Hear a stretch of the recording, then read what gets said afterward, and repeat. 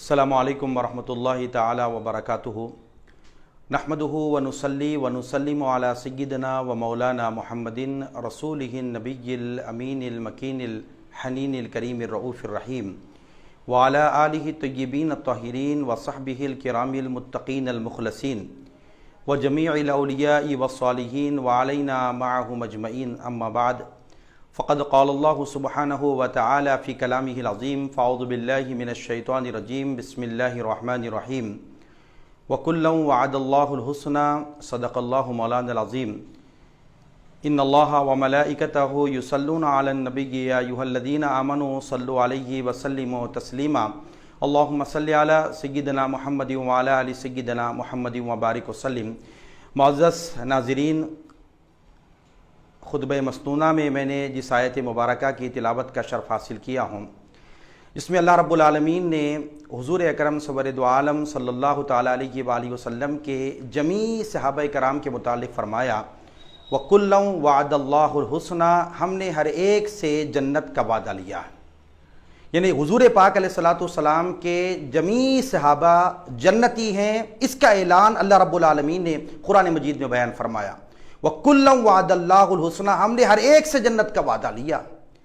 فتح مکہ سے پہلے بھی جو ایمان لائے ہیں، فتح مکہ کے بعد بھی جو ایمان لائے ہیں، اللہ رب العالمین نے جمیع صحابہ سے جنت کا وعدہ لیا، اور تمام صحابہ کرام حضور پاک علیہ السلام کے ثقہ ہیں، عادل ہیں، لیکن جو صحابہ کرام کے درمیان مراتب اور درجات میں بڑا فرق ہوتا ہے۔ یعنی سب سے پہلے ایمان لانے والے السابقون الاولون، جو پہلے طبقے کے ایمان لانے والے، جن کو طبقہ اولا کہا جاتا ہے، وہ صحابہ کرام کے مراتب اور ان کے درجے بہت بلند ہیں، بہت بلند ہیں۔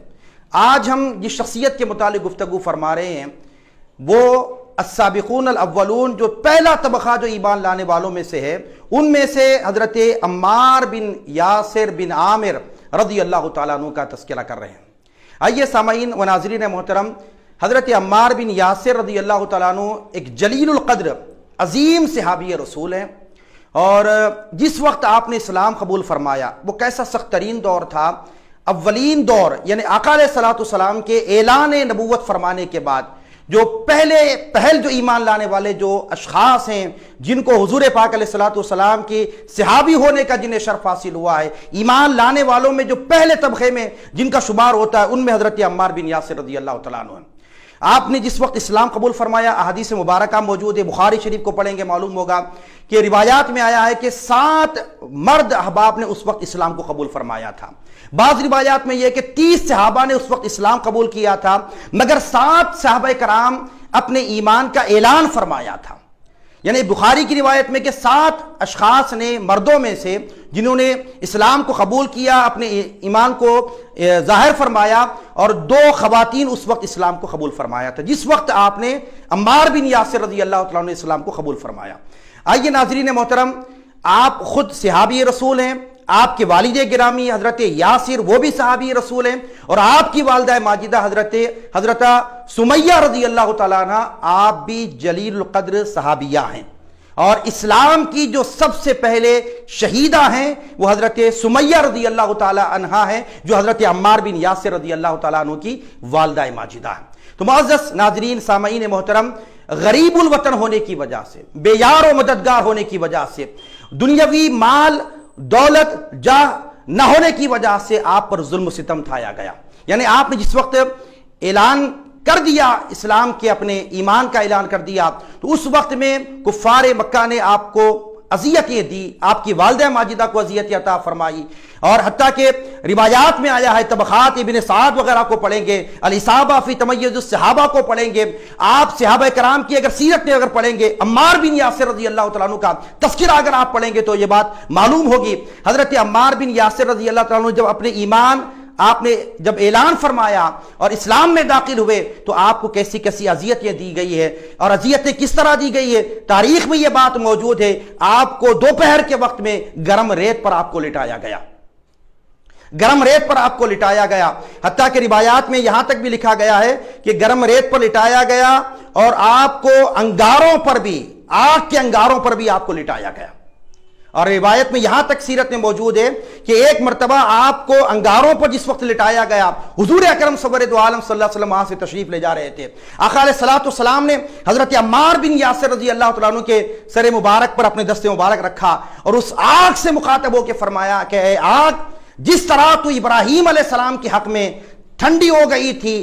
گلزار ہو گئی تھی، میرے عمار کے حق میں بھی تو گلزار ہو جا، ٹھنڈی ہو جا۔ آقا علیہ السلام نے وہ دعا عطا فرمائی۔ تو عمار بن یاسر رضی اللہ تعالیٰ عنہ وہ عظیم صحابی ہیں جنہوں نے اعلان یعنی اسلام کے مسلمان ہونے کا جب اعلان فرمایا، اس کے بعد جو اذیتیں دی گئی، تکالیفیں دی گئی، مقصود یہ تھا کفار مکہ کا کہ عمار بن یاسر اسلام سے پھر جائیں، اسلام سے پلٹ جائیں، حتیٰ کہ اسی ضمن میں آپ کی والدہ ماجدہ کو بھی شہید کر دیا گیا، کیونکہ آپ کی والدہ ماجدہ غلامی کی زنجیروں میں جکڑی ہوئی تھی، قبیلہ بنو مخزوم کی اس وقت آپ باندھی تھی، آپ پر بھی ظلم و زیادتی کی گئی ہے۔ قربان جائیے حضرت عمار بن یاسر رضی اللہ تعالیٰ عنہ پر، ان کے والد گرامی پر، ان کی والدہ ماجدہ پر اعلان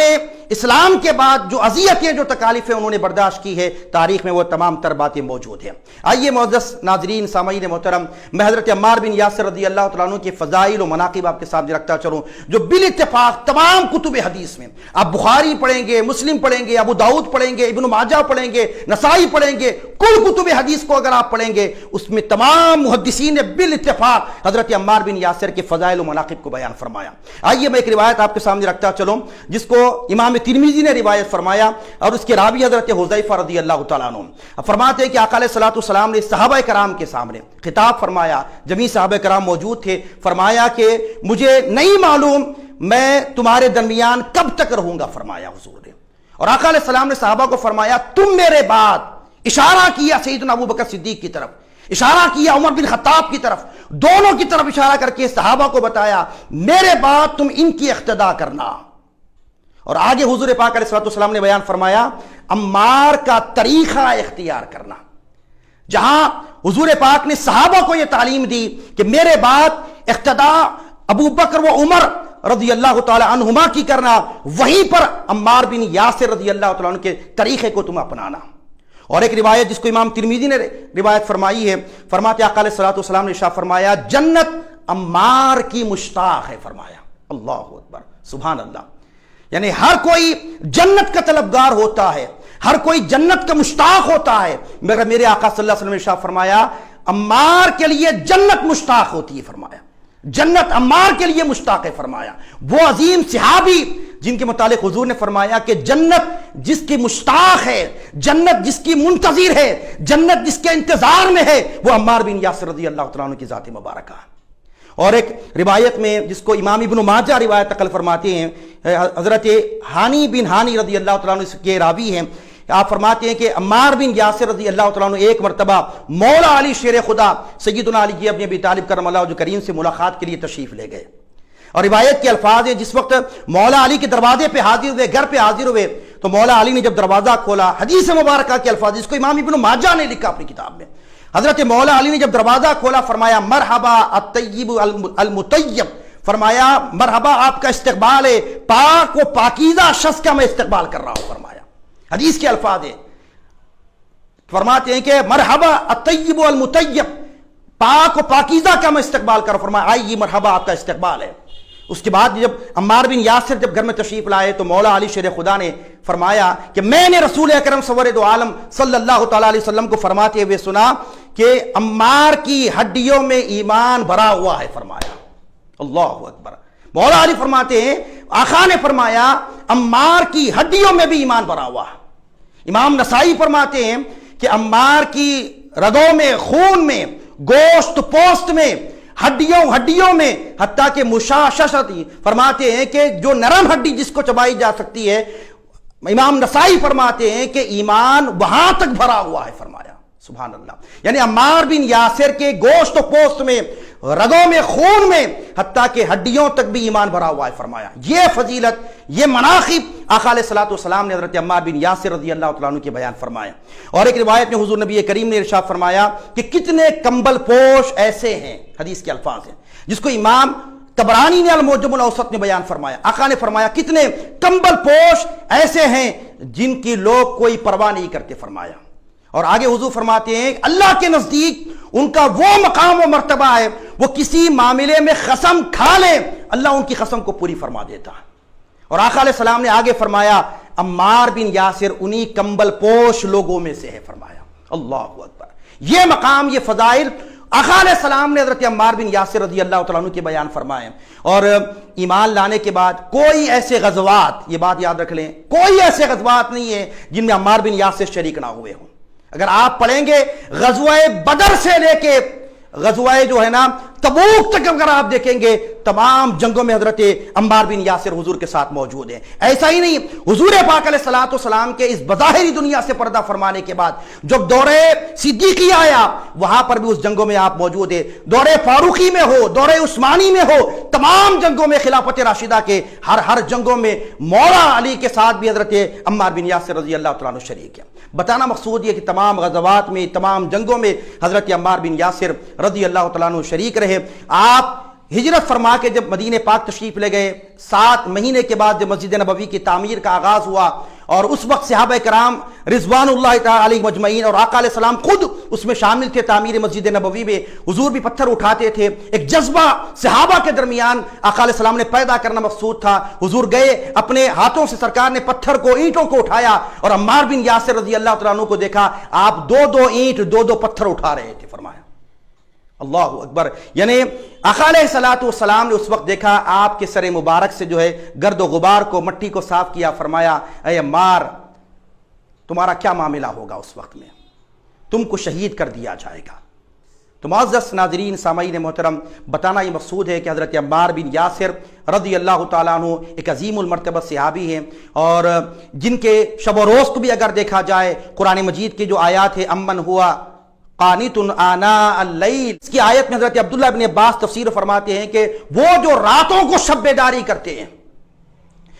یعنی رکوع کے ذریعے سے، سجود کے ذریعے سے جو راتوں کو شب بیداری کرتے ہیں، اس سے مراد حضرت عمار بن یاسر رضی اللہ تعالیٰ عنہ ہے۔ تو عمار بن یاسر رضی اللہ تعالیٰ عنہ کی شب بیداری ایسی رہی ہے جس کو امام حاکم نے روایت فرمایا۔ معزز ناظرین سامعین محترم، کیونکہ 9 صفر المظفر کو آپ کے شہادت کا دن ہے، سن 37 ہجری میں، اور 93 سال کی عمر میں آپ نے جو ہے شہادت پائی ہے۔ یہ چند آپ کے حالات، آپ کی شہادت کے تاریخ کے ضمن میں مرکزی کمیٹی اہل سنت والجماعت کی جانب سے یہ پروگرام رکھا گیا۔ میں اللہ رب العالمین کے حضور دعا گو پروردگار عالم ہم سب کو میرے مولا جمیع صحابہ و اہل بیت سے محبت کرنے کی توفیق عطا فرمائے، تمام صحابہ کا ادب کرنے والا بنا۔ وما علینا الا البلاغ، وآخر دعوانا ان الحمد للہ رب العالمین۔